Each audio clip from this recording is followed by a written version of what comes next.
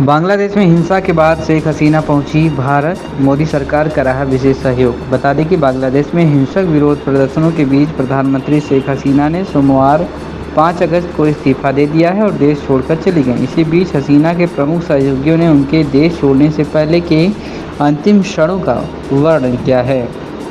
उनके मुताबिक दोपहर लगभग 1:30 बजे प्रधानमंत्री शेख हसीना की सुरक्षा टीम ने उनसे कहा कि उन्हें ढाका के मध्य में स्थित अपने बेहद किलेबंद महल गढ़भवन को छोड़ना होगा। वह राष्ट्र के नाम एक संबोधन रिकॉर्ड करना चाहती थी। वह अपना सामान बांधना चाहती थी, लेकिन सुरक्षा अधिकारियों ने उन्हें कोई समय नहीं दिया। उन्हें और उनकी बहन को एक मोटरसाइकिल दल में ले जाया गया। वे लगभग 1:45 पर अगर गांव में योजना आयोग की इमारत में आई। वहां उन्हें बताया गया कि आसपास पहले से ही लोगों की भीड़ जमा हो गई है, उन्हें अपना समय बर्बाद नहीं करना चाहिए। इसके बाद सुरक्षा दल उन्हें पुराने तेजगांव में द्वितीय विश्व युद्ध के समय के हवाई अड्डे पर ले गए, जिसका उपयोग अब सेना के विमानन द्वारा किया जाता है। उन्हें और उनकी बहन को हवाई पट्टी पर लाया गया और वे वायुसेना के हेलीकॉप्टर में सवार हो गए।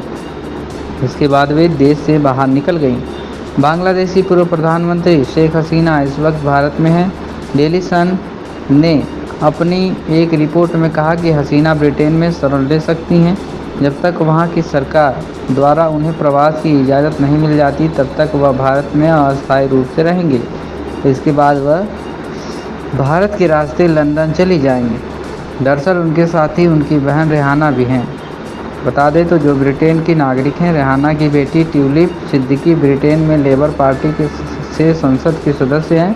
हालांकि बांग्लादेश की पूर्व प्रधानमंत्री को राजनीतिकरण शरण दिए जाने के संबंध में ब्रिटेन सरकार की ओर से कोई पुष्टि नहीं की गई है। बांग्लादेश की अपदस्थ प्रधानमंत्री शेख हसीना ने जून 2023 में जनरल वकार उस जमा को सेना प्रमुख नियुक्त करके भारतीय राष्ट्रीय सुरक्षा प्रतिष्ठान की सलाह पर ध्यान न देने की कीमत चुकाई, जो अंततः उनके पतन का कारण बनी।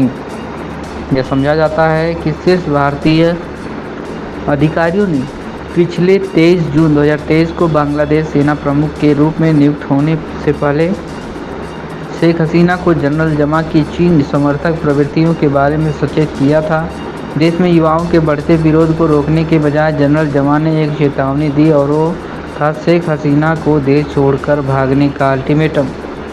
बता दें तो जुंटा द्वारा बीएनपी नेता खालिद जिया की रिहाई इस बात का स्पष्ट प्रमाण है कि जमाते इस्लामी और इस्लामी छत्र शिविर जैसे इस्लामी संगठन देश की कट्टरपंथी राजनीति में आगे की सीट लेंगे। शेख हसीना ने अपने भारतीय वार्ताकारों को पहले से ही संकेत दिया था कि वह जनवरी 2024 का आम चुनाव अप्रैल 2023 में नहीं लड़ना चाहती और उनके समर्थकों के समझाने के बाद ही वह अनिच्छा से चुनावी मैदान में उतरी थी।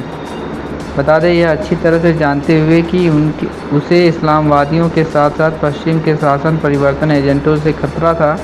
हसीना नहीं चाहती थी कि उसके परिवार में कोई भी उसका उत्तराधिकारी बने, क्योंकि वह जानती थी कि वे उसके विरोधियों द्वारा मारे जाएंगे।